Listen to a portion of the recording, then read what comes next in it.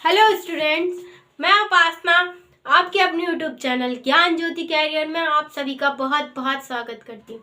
I hope आप सभी ठीक होंगे और अपनी पढ़ाई अच्छे से कर रहे होंगे। आप सब तैयार है ना? आज हम नया टॉपिक लेकर आए हैं। कौन सा? शब्द भेद।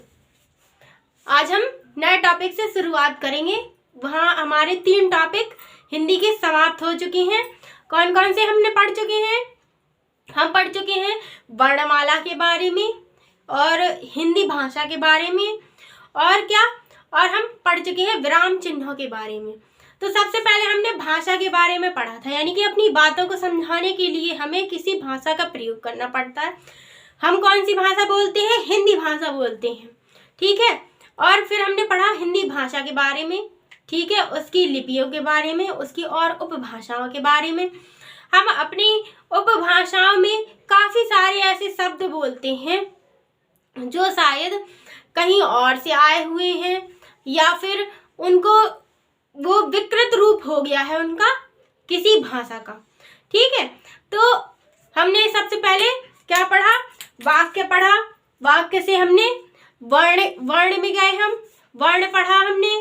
फिर अब हम पढ़ेंगे वर्णों से मिलकर बनने वाले शब्दों के बारे में, ठीक है।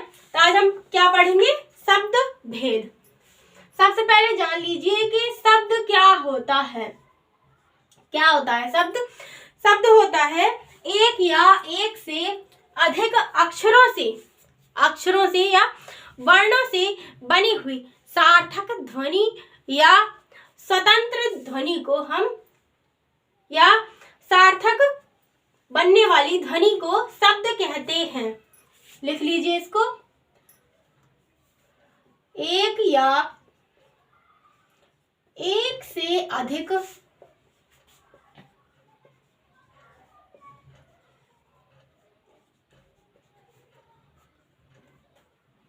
अक्षरों के मेल से बनी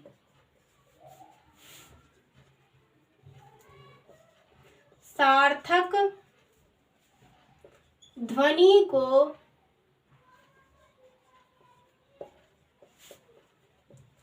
शब्द कहते हैं। क्या कहते हैं हम? शब्द कहते हैं। जैसे हाँ,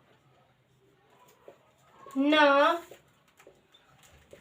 तब, जब, जगमग आदि। यानी कि हमने इन शब्दों को जो बनाया, ये 2 वर्णों के मेल से बनाया, ठीक है। ये हमारा एक वर्ण हा है, फिर हमने इसमें चांद बिंदी लगाई, और यानी कि ये मेल से बना है, ठीक है।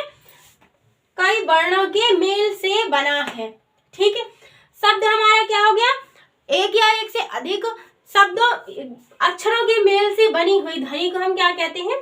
शब्द कहते हैं। अब हम जानेंगे शब्द के भेद के बारे में। शब्द कितने प्रकार का हो सकता है? शब्द 4, मतलब शब्दों को हम 4 भेद में बांट सकते हैं। कितने? 4 भेदों में बांट सकते हैं। पहला नंबर लिख लीजिए। किस आधार पे? उत्पत्ति, स्रोत और इतिहास के आधार पर। उत्पत्ति यानी उसकी उत्पत्ति कैसी हुई, उसका स्रोत कहाँ से है और उसका इतिहास क्या है, ठीक है। तो हम शब्द को एक आधार पर बांट सकते हैं। पहला नंबर क्या है? उत्पत्ति, स्रोत और इतिहास, यानी उस शब्द का उत्पत्ति कहाँ से हुई है। जैसे हमने एक शब्द लिया रथ, ठीक है। इस शब्द की उत्पत्ति कहाँ से हुई है, इसका स्रोत क्या है और इसका इतिहास क्या है, ठीक है। नेक्स्ट हमारा पार्ट बनता है शब्द भेद का, बनता है हमारा व्युत्पत्ति, रचना और बनावट। व्युत्पत्ति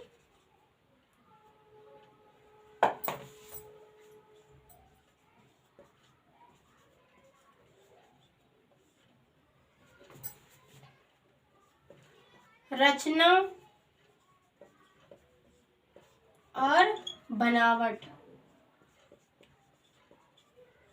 यानी कि उसकी रचना कैसी हुई है और उसकी बनावट क्या है। नेक्स्ट पार्ट बनता है हमारा, ये बनता है रूप, प्रयोग और व्याकरण, यानी कि उसका रूप क्या है, उसका प्रयोग कहाँ पर हो रहा है, और व्याकरण।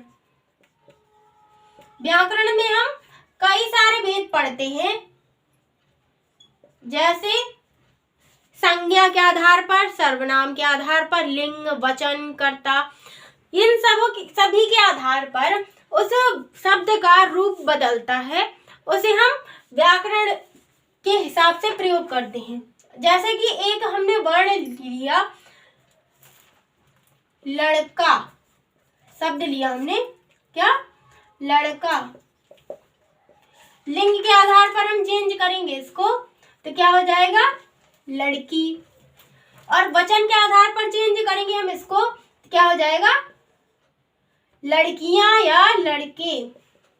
यानी इन दोनों को अगर हम चेंज करेंगे तो क्या हो जाएगा, लड़कियां या लड़के। यानी कि शब्द का बदलता हुआ रूप व्याकरण में हमें मिलेगा। नेक्स्ट चौथा क्या होता है, अर्थ के आधार पर।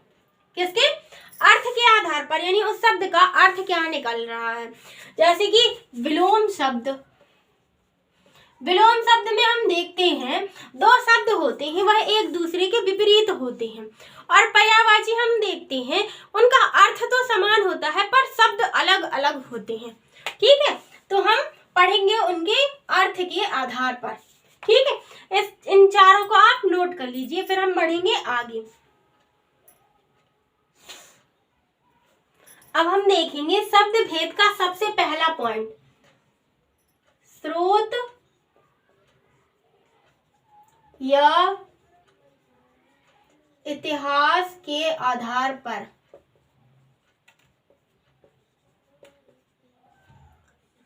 आप लोग थ्योरी सेक्शन अच्छे से करते जाइएगा, तो आपकी जो छोटे छोटे कंफ्यूजन होते हैं वो आपके हिंदी में मिट जाएंगे।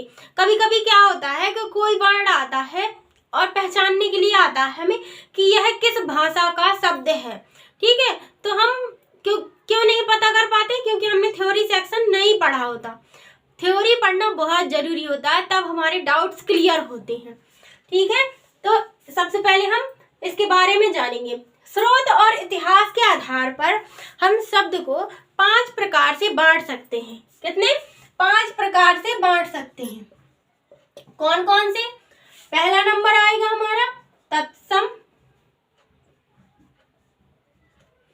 दूसरा तद्भव, तीसरा देशज, चौथा विदेशज, और 5वां संकर।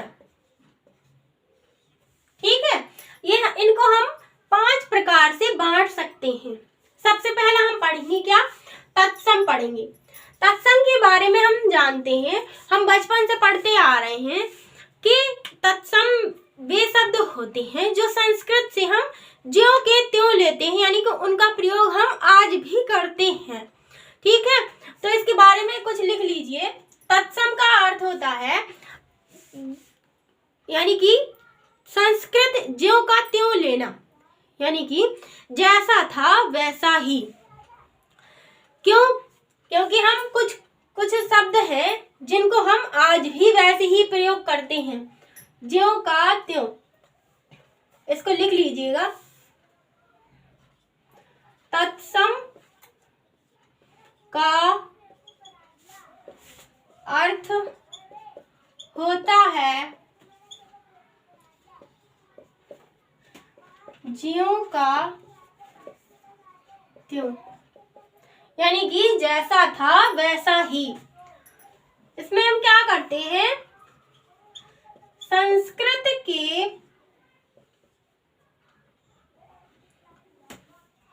कुछ शब्द जिन्हें हम आज भी वैसे ही प्रयोग करते हैं। तत्सम है। जैसे उदाहरण के लिए लिख लीजिए अग्नि,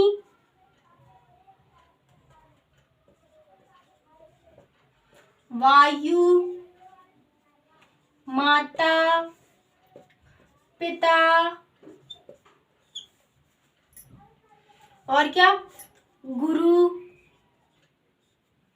ठीक है, ये कुछ शब्द हैं आदि, यानी कि जिनको हम आज भी वैसे ही प्रयोग करते हैं जैसे हम संस्कृत में करते थे। ठीक है, इतना जान लिया हमने। अब हम दूसरा पार्ट पढ़ेंगे इसका। दूसरा क्या है, तद्भव। दूसरा क्या है हमारा, तद्भव।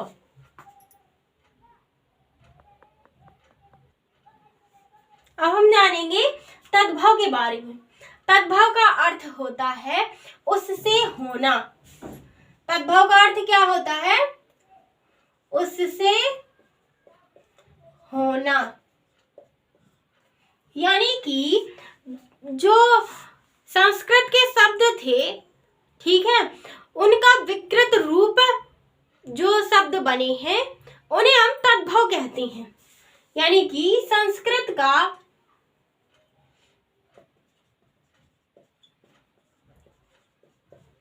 विकृत रूप तद्भव शब्द है।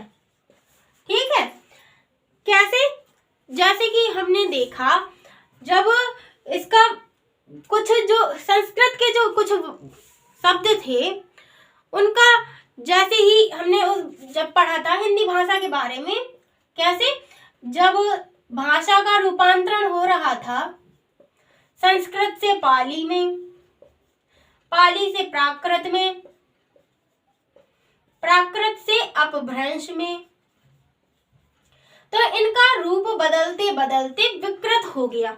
यानी कि कुछ शब्दों को हम और मतलब कि दूसरे तरीके से बोलने लगे और उसके बारे में जानने लगे और वही हम लिखने लगे। जैसे हम घृत को घी बोलने लगे, ठीक है, और जिह्वा को जीभ बोलने लगे। तो इन शब्दों में विकृति आ गई, संस्कृत की अपेक्षा इनमें विकृति आ गई, इसलिए हम इन्हें तद्भव शब्द कहते हैं। ठीक है, अब हम जानेंगे देशज शब्दों के बारे में। देशज शब्द कौन से होते हैं? देशज शब्द हमारे होते हैं, देशज का अर्थ होता है देश में जन्मा। यानी कि उस देश की भाषा, यानी उस देश की प्रादेशिक भाषाओं की जो तोड़ मड़ोड़ होती है या उसके जो मतलब अपने हिसाब से अपनी आवश्यकता अनुसार जो शब्द बनाए गए उनको भी हमने अपनी भाषा में शामिल कर लिया। ठीक है, तो उन्हें हम देशज शब्द कहते हैं। जैसे कि कुछ शब्द लिख लीजिए, थैला, और कौन सा, पेट, पगड़ी, लोटा। यानी कि ये देशज शब्द हैं। अपनी आवश्यकता अनुसार हमने इन शब्दों को बनाया और उनका प्रयोग करने लगे, तो ये देशज शब्द हैं हमारे। अब आते हैं विदेशज शब्द। विदेशज शब्द जो होते थे, विदेशज का अर्थ है विदेश में जन्मा। देशज का अर्थ देश में जन्मा और विदेशज का अर्थ है देश में जन्मा।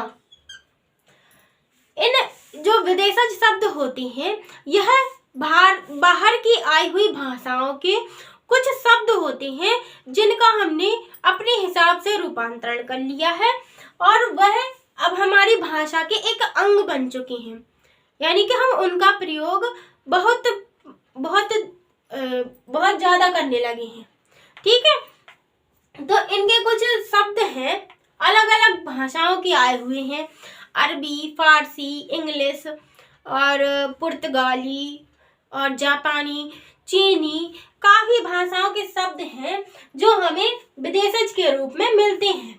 तो हम इन भाषाओं के कुछ शब्द लिखेंगे जो आपके लिए इम्पोर्टेंट है और एग्जाम में ज्यादातर पूछे जाते हैं।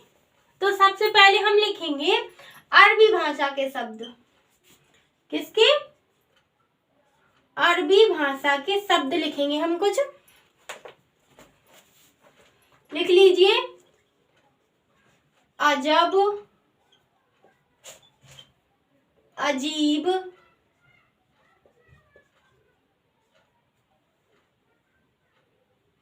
नेक्स्ट आदमी, अक्ल। कुछ इम्पोर्टेंट है जो एग्जाम में ज्यादातर पूछे जाते हैं, उनको लिखते जाएंगे हम साथ में। आखिर, इनाम, कमाल, कर्ज, औसत, किस्मत और कीमत, किताब। इन शब्दों को लिखते जाइए, ये ज्यादा से ज्यादा एग्जाम में पूछे जाते हैं। ठीक है, फैसला, बहस, अदालत और तकदीर,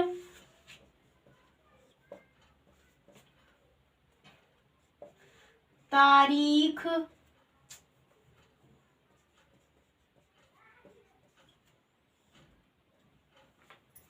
नेक्स्ट मदद, मुकदमा,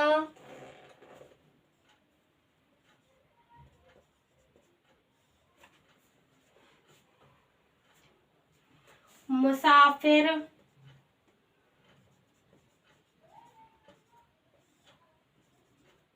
राय,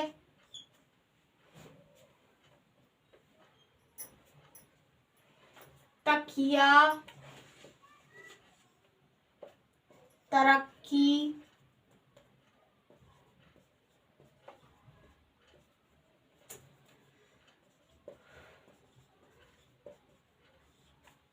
ठीक है। ये कुछ इम्पोर्टेंट्स हैं जो आपके एग्जाम में ज्यादातर पूछे जाते हैं। हुक्म, हैजा, हौसला, हकीम। इनको आप लिख लीजिए, यहां पर लिख के देते हैं। जवाब, जिक्र, तमाम, खत, मुहावरा। मुहावरा के बारे में तो बहुत पूछा जाता है एग्जाम में। ठीक है, नेक्स्ट मौसम,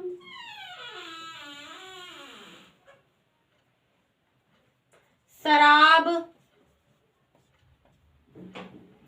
हलवाई।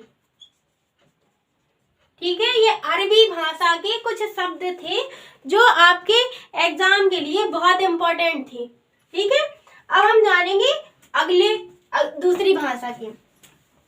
इसको आपने नोट कर लिया होगा, साथ में नोट करते जाइएगा, इतना टाइम नहीं होता कि रुके हम।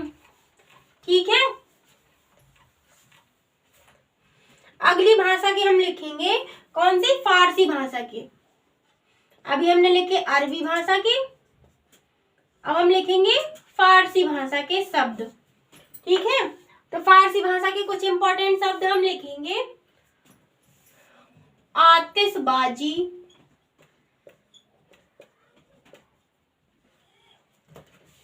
आफत,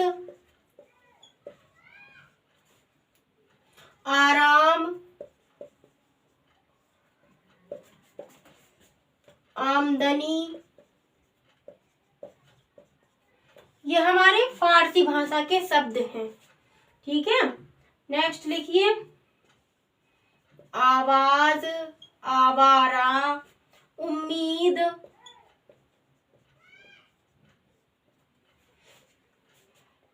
किशमिश,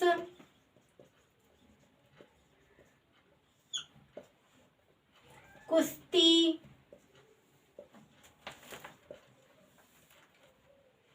कूचा,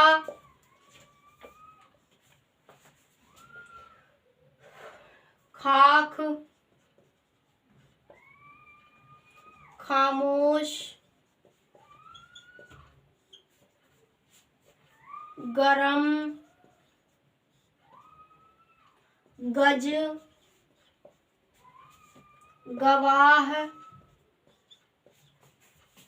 गिरफ्तार,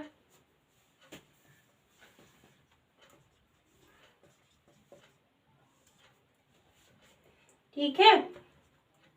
नेक्स्ट चादर, चालाक,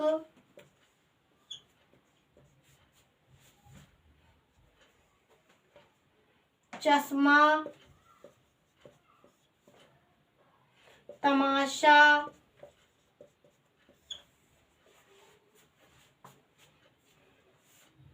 दीवार, दुकान,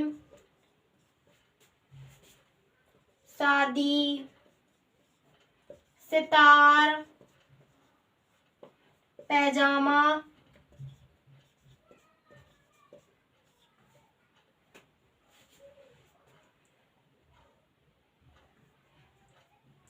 और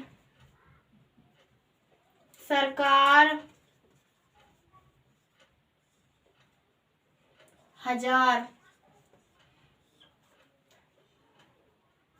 जहर आदि।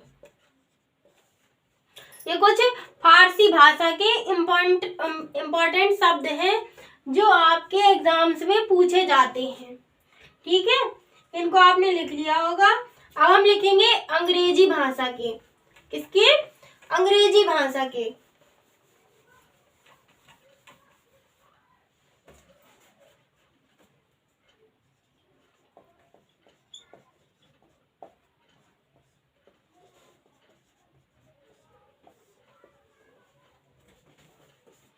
इसमें आएगा सबसे पहले अपील, कोर्ट। ये बोलने से भी पता चल जाते हैं हमें कि ये हमारे अंग्रेजी भाषा के शब्द हैं। ठीक है, मजिस्ट्रेट, ये तो आप जानते ही होंगे।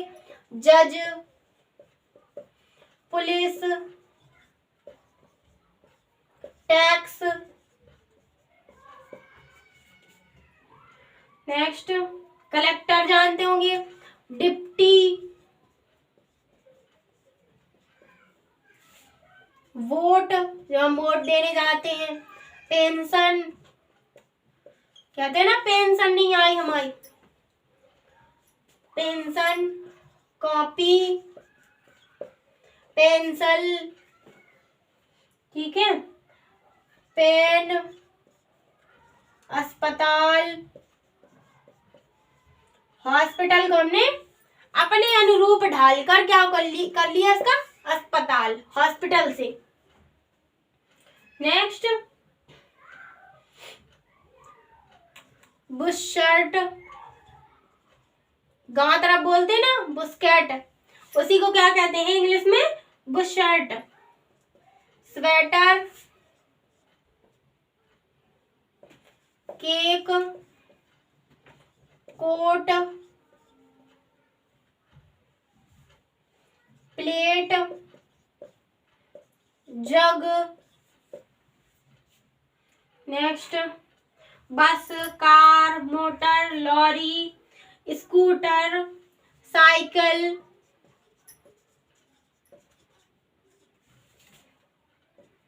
मनी ऑर्डर,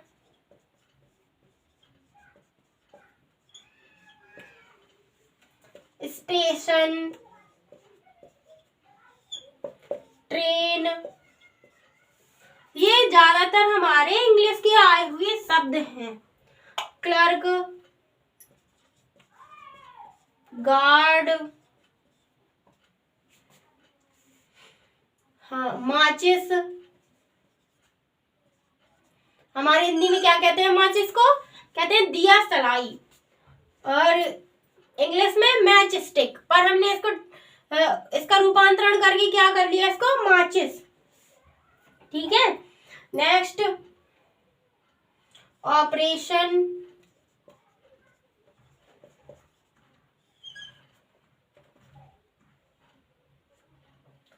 मलेरिया, डिप्थीरिया,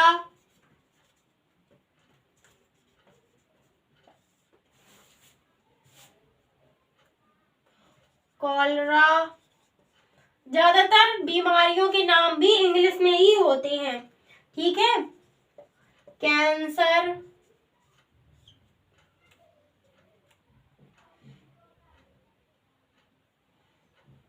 बस इतने हो गए, काफी हैं। इनको आप अच्छे से याद कर लीजिएगा। अब हम नेक्स्ट और दूसरी भाषा के करेंगे। दूसरी हम करेंगे तुर्की भाषा के। किसके? तुर्की भाषा के।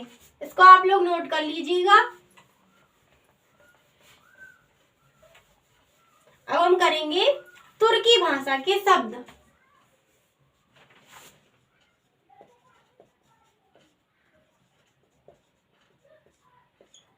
तुर्की भाषा के भी काफी सारे शब्द हम अपनी हिंदी में प्रयोग करते हैं। कौन कौन से? बहादुर,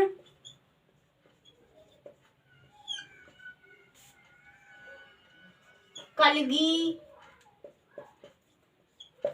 कैंची, चाकू। ठीक है। कुली,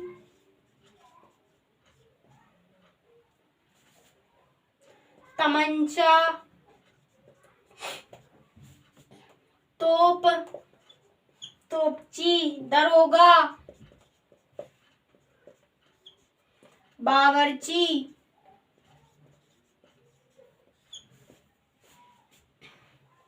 बेगम, चम्मच, कुर्ता, सराय,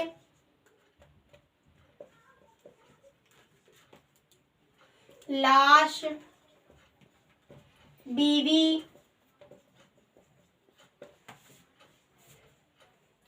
चेचक, बारूद,